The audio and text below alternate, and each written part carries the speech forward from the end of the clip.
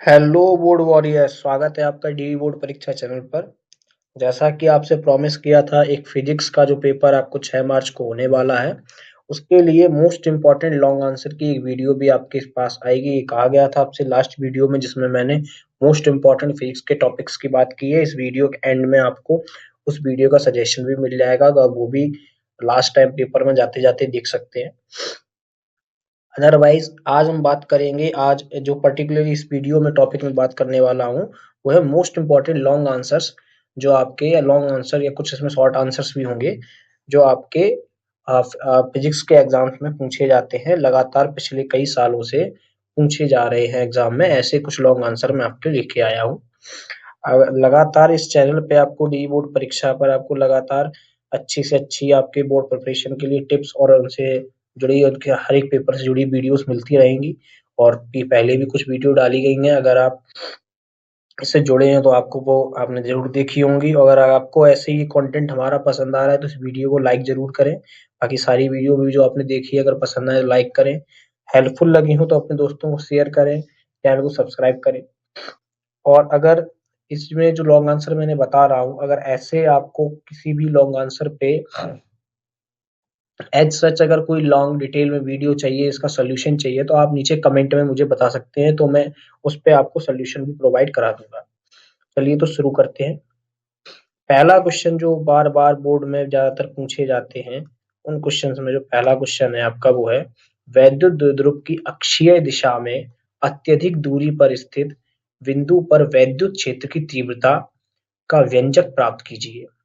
ये आपका क्वेश्चन है, डायरेक्ट ऐसे ही आपसे एग्जाम में पूछा जाता है, या इससे रिलेटेड कोई दूसरा क्वेश्चन भी इस टॉपिक से रिलेटेड आपसे पूछा जा सकता है। एक और क्वेश्चन की बात करते हैं। अपवाह या अनुगमन वेग क्या है? किसी चालक में बहने वाली धारा तथा इलेक्ट्रॉनों के अनुगमन वेग में संबंध स्थापित कीजिए। ये आपका अगला क्वेश्चन है। इसी सीरीज में आगे बढ़ते हुए हम देखते हैं, अगला क्वेश्चन हमारा है, ट्रांसफार्मर का सिद्धांत क्या है, या ट्रांसफार्मर का सिद्धांत क्या होता है? उच्चाई तथा अपचाई ट्रांसफार्मर में अंतर उल्लेखित कीजिए या अंतर बताइए। और ट्रांसफार्मर में ऊर्जा क्षय के कारणों का उल्लेख कीजिए। अगला हम बात करें तो हमारा संधारित्र का एक क्वेश्चन बनता है। इस समांतर प्लेट संधारित्र की धारिता का व्यंजक व्युत्पन्न कीजिए। इसकी धारिता को किस प्रकार बढ़ाया जा सकता है? ये क्वेश्चन भी, आपकी सारे क्वेश्चन जो है ये एज इट इज आपके बोर्ड एग्जाम से पहले भी पूछे जा चुके हैं, और किसी एक पेपर में नहीं, हर साल कई पेपरों में ये पूछे जाते हैं। अलग अलग जो आपके सेट्स बनते हैं, उनमें अलग अलग तरीके से, किसी सेट्स में तो एक ही क्वेश्चन 2 बार 3 बार, एक ही क्वेश्चन जो है 2-3 सेट्स में रखा आपको मिल जाता है। ऐसे ही कुछ और क्वेश्चंस की आगे बात करते हैं। अगला आपका क्वेश्चन जो मैंने आपको जो टॉपिक्स वाली वीडियो दी थी, उसमें भी ये था, व्हीट स्टोन सेतु, जिसको डायरेक्ट ऐसे करके क्वेश्चन भी जिसका पूछा जाता है कि व्हीट स्टोन सेतु का परिपथ चित्र खींचकर उसकी साम्य अवस्था का प्रतिबंध निकालिए। ऐसे ही संधारित्र की जब बात की है, पहले भी संधारित्र समांतर प्लेट संधारित्र का एक क्वेश्चन आप देख चुके हैं इस वाली स्लाइड में यहाँ पर। ऐसे ही एक और क्वेश्चन फिर से इसको दूसरी तरीके से पूछ सकते हैं कि समांतर प्लेट संधारित्र की धारिता के लिए सूत्र का निगमन कीजिए, और जब इसकी प्लेटों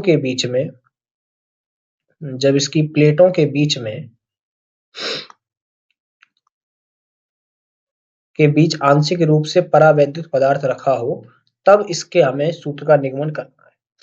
परावैद्युत पदार्थ आंशिक रूप से रखा हो तो इसके समांतर प्लेट संधारित्र की धारिता के लिए क्या सूत्र हो। अगले क्वेश्चन की हम बात करते हैं अपना, ओमीय तथा अनओमीय प्रतिरोध से क्या तात्पर्य है? ओमीय तथा अनओमीय प्रतिरोध से क्या तात्पर्य है? अनओमीय परिपथ के लिए वोल्टता धारा के बीच ग्राफ खींचकर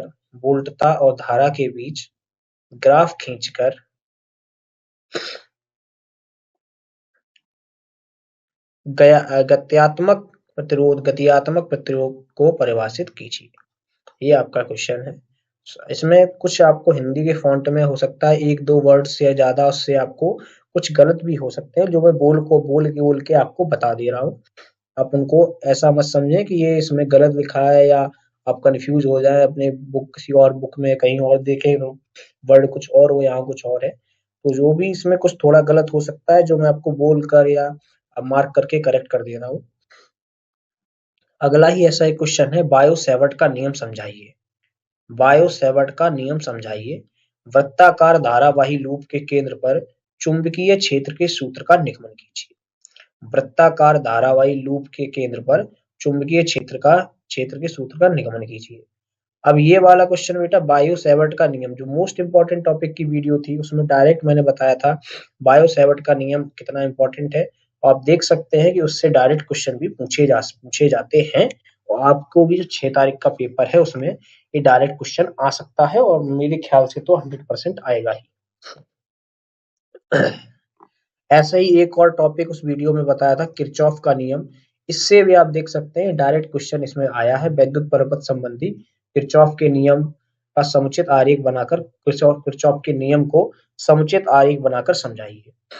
तो ये भी आपका इंपॉर्टेंट टॉपिक है और इससे क्वेश्चन कुछ ऐसे पूछा जाएगा। अगले क्वेश्चन की बात करें, दो समांतर धारावाही ऋजुरेखी तारों के बीच लगने वाले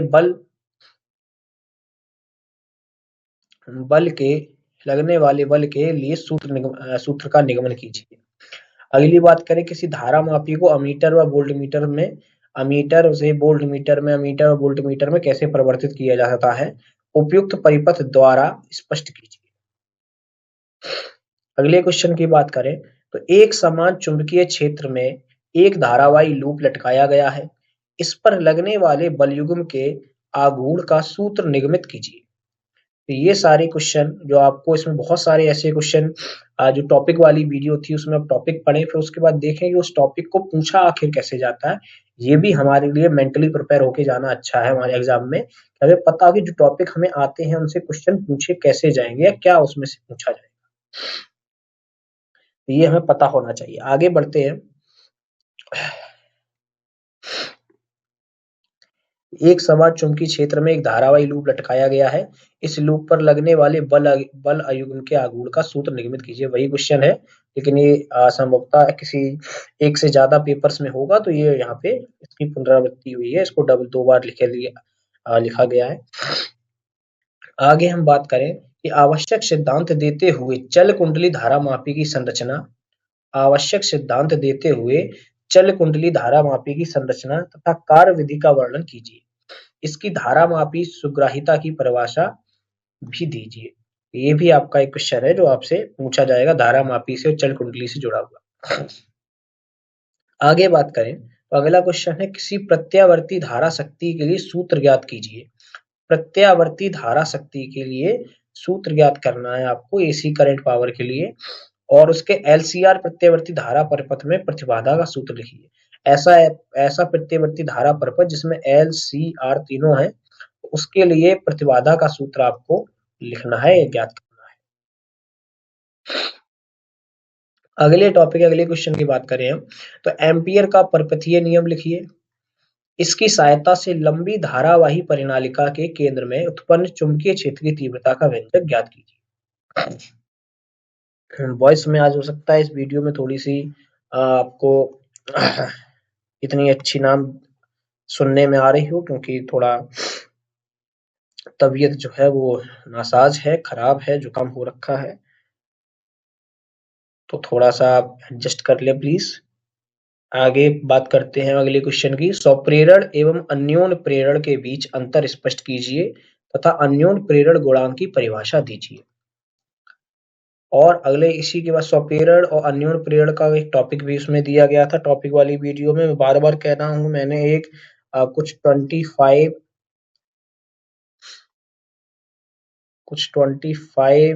से 30 के बीच में टॉपिक्स की एक वीडियो ऑलरेडी दे रखी है, मैंने दे रखी है इसी चैनल पे, आपको वो मिल जाएगी वीडियो।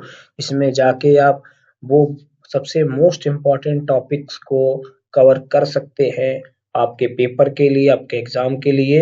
वहां जाके आप देख सकते हैं कि किस तरीके से आपके एग्जाम में क्वेश्चंस बार बार रिपीट हो रहे हैं, उन्हीं टॉपिक से हो रहे हैं, उससे बाहर कुछ ज्यादा नहीं आ रहा है। आप आसानी से अगर उन टॉपिक्स को कवर करके जाते हैं, आपने अच्छे से अगर पूरे साल पढ़ाई की है, इन द लास्ट आप देखना चाहते हैं कि ऐसा क्या है, बहुत फास्ट सिलेबस है, एक बार दोबारा रिवाइज नहीं कर सकते, तो आप बस उन जो 25 टू 30 टॉपिक्स हैं उनको ही आप रिवाइज कर ले एक बार, उनसे ही आपको बहुत ज्यादा से ज्यादा क्वेश्चन है आपको मिल जाएंगे। मैं तो ये कहता हूँ अगर जिस हिसाब से आपका पेपर मैथ के बाद इतनी जल्दी है, थोड़ा इजी आएगा तो आपके बहुत ज्यादा चांस बन जाते हैं कि सिर्फ इन 2 वीडियो से ही आप 70 आउट ऑफ 70 के स्कोर को पार कर लें। आगे बात करते हैं इसी बात में, 2 अविच्छिन्न चालकों को तार द्वारा जोड़ने पर ऊर्जा हानि में सूत्र का निगमन कीजिए। अगले क्वेश्चन की बात करें कि चुंबकीय दृष्टि से पदार्थों को कितने वर्गों में विभाजित किया जा सकता है? चुंबकीय दृष्टि से पदार्थों को कितने वर्गों में विभाजित किया जा सकता है? प्रत्येक वर्ग की मुख्य विशेषताएं बताइए। अब आखिरी के दो क्वेश्चन, वैद्युत चुंबकीय तरंगे क्या होती हैं? इनके संचरण का आरेख दर्शाइए। वैद्युत चुंबकीय तरंगे आपकी डायरेक्ट टॉपिक में भी मैंने दी हुई है, उसमें देख सकते हैं आप। वैद्युत क्षेत्र के आयाम तथा चुंबकीय क्षेत्र के आयाम में संबंध लिखिए। वैद्युत क्षेत्र के आयाम तथा चुंबकीय क्षेत्र के आयाम में संबंध लिखिए। अगला हमारा क्वेश्चन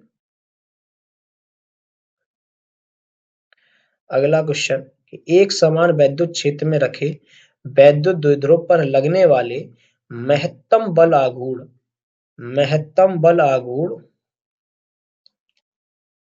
का व्यंजक प्राप्त कीजिए। महत्तम बल आघूर्ण का व्यंजक प्राप्त कीजिए। तो इसी के साथ आज की इस वीडियो में इतना ही।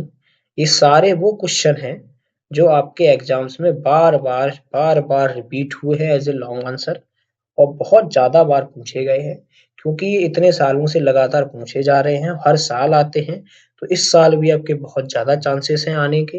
और दूसरा, मैं आपको पिछली वीडियो में बताया था, इसमें भी बता रहा हूँ कि आपके मैथ और फिजिक्स के पेपर के दो पेपर्स के बीच में बहुत कम गैप है, इसलिए बहुत ज्यादा चांसेस है कि आपका पेपर जो है इजी टू मॉडरेट ही आएगा, ज्यादा कुछ टफ नहीं आएगा। और जब भी पेपर इजी टू मॉडरेट आता है तो उसमें ज्यादातर जो डायरेक्ट कॉन्सेप्ट होते हैं या जो रिपीटेड क्वेश्चन है, आपको बार बार जो आ रहे हैं वही क्वेश्चन दोबारा से देखने को मिल जाते हैं। तो आप अच्छे से इन 2 वीडियो से ही अपनी तैयारी कर सकते हैं। अगर आप साल भर पढ़ के आए हैं तो आपका बहुत बेहतर से रिवीजन हो जाएगा, आपको बहुत फास्ट सिलेबस को दोबारा पढ़ने की जरूरत नहीं पड़ेगी। आप उसमें से जो सबसे ज्यादा इंपॉर्टेंट चीजें हैं उनको ही आप कवर करके एग्जाम में जाएंगे, ज्यादा ताजा आपका रहेगा जो भी आपने पढ़ा हुआ है, तो एग्जाम में जाके आपको लिखने में, उसको रिकॉल करने में सुविधा होगी। दूसरा, अगर आप ऐसा है, कुछ बच्चे ऐसे हैं जो किसी कारण बस किसी भी तरीके से जो साल भर इतनी अच्छी से अपने पढ़ाई को नहीं दे पाए, उनके लिए भी बहुत आसान है कि उनको भी एंड टाइम पर बिल्कुल एंड में आकर जो वास्ट सिलेबस है, बहुत बड़ा सिलेबस है जिसका, उसको देखना नहीं पड़ेगा। आप नॉर्मली से 30 टॉपिक 25 टॉपिक्स एक-एक करके किसी भी आप अपने जो मॉडल पेपर होता है, कोई भी बुक होती है, कोई भी नोट्स होते हैं, उनसे रिकवर कर सकते हैं, उनसे देख सकते हैं। और उसके बाद उनसे रिलेटेड जो क्वेश्चन है, क्वेश्चंस भी आप, मैं एक बात कहना चाहूँगा, इन क्वेश्चन को आप लिखकर कम से कम 2 से 3 बार लिखकर प्रैक्टिस जरूर करें। 2 से 3 बार इनकी लिख-लिख कर, याद करके लिख-लिख कर प्रैक्टिस करें, जिससे आप जब एग्जाम में जाएँ तो ये क्वेश्चन के जो भी कुछ डेटा है इस क्वेश्चन से रिलेटेड जो आपको आंसर में लिखना है, वो एक तरीके से आपकी मसल मेमोरी में बैठ जाए। जिससे क्या होगा, जब एग्जाम में आप जाओगे तो आपको ऐसा लगेगा जैसे जैसे हम नॉर्मली बातचीत करते टाइम कोई चीज़ बोल रहे होते हैं जो हमें याद आती है, नॉर्मली जो चीज़ें बोलते हैं, बिल्कुल भी क्वेश्चन का आंसर भी देने में आपको ऐसा रहेगा। क्योंकि आप, क्या होता है, मोस्ट ऑफ टाइम जो बच्चे एग्जाम में जाते हैं तो याद बहुत कुछ होता है, क्योंकि वो जब एग्जाम में पहुंचते हैं तो वो जब एक सिंपल सी प्रोसेस को फॉलो करके जाते हैं, वो बस उसको पढ़कर याद करने की कोशिश करते हैं। जबकि बेटा जब एग्जाम में आप जाते हो तो वहां आपको, आपने पढ़ के याद किया है, या घर पे भी कोई उनको जब प्रिपेयर कराता है तो पढ़ के याद करते हैं, फिर वो उनको ओरली सुनाते हैं किसी दूसरे अपने भाई बहन को या किसी घर के बड़े को, या किसी अपने आप फ्रेंड को सुनाते हैं, और ऐसे आप समझते हैं आपकी प्रिपरेशन हो रही है। बट ये एक तरीके से कहीं न कहीं थोड़ा बहुत सही है, लेकिन अगर अच्छे से देखो तो एग्ज़ाम में जाके आपको पेपर लिखना होता है, और जब आप पेपर आपको लिखना है तो उस टाइम पे आपको ये प्रिपेयर ऐसे करना चाहिए कि आप जो भी याद कर रहे हैं, सुना रहे हैं, आप किसी और को ओरली वो बता रहे हैं, ओरली आप अपनी जो भी चीज़ आपने याद की उसको रिकॉल कर रहे हैं, अच्छी चीज़ है। और बेस्ट थिंग ये है कि आप सुनाने के बाद आप उसको 2 से 3 बार या ज़्यादा से ज़्यादा जितना आप पे टाइम है, उतना यूटिलाइज़ करके आप उस क्वेश्चन को या जो भी टॉपिक आपने पढ़ा है, उसको आप लिख कर एक बार देखें कि आप कितनी चीज़ें और उसके बाद मैच करें कितनी चीज़ें हैं, तो आप एज़ इट इज़ कर पा रहे हैं। उससे आपको एनालाइज़ करें उसको कि कितनी चीज़ एज़ इट इज़ कर पा रहे हैं, क्या चीज़ें हैं जो आप अपनी तरफ से क्रिएटिवली तरीके से आप उसको जिनको बदल पा रहे हैं, लेकिन वो गलत नहीं है। एक चीज़ समझना कि ऐसा नहीं है कि आप कुछ बच्चे ये भी सोचते हैं कि जो भी आपके नोट्स में लिखा है, वही आप कॉपी में लिख दें तो ही सही है।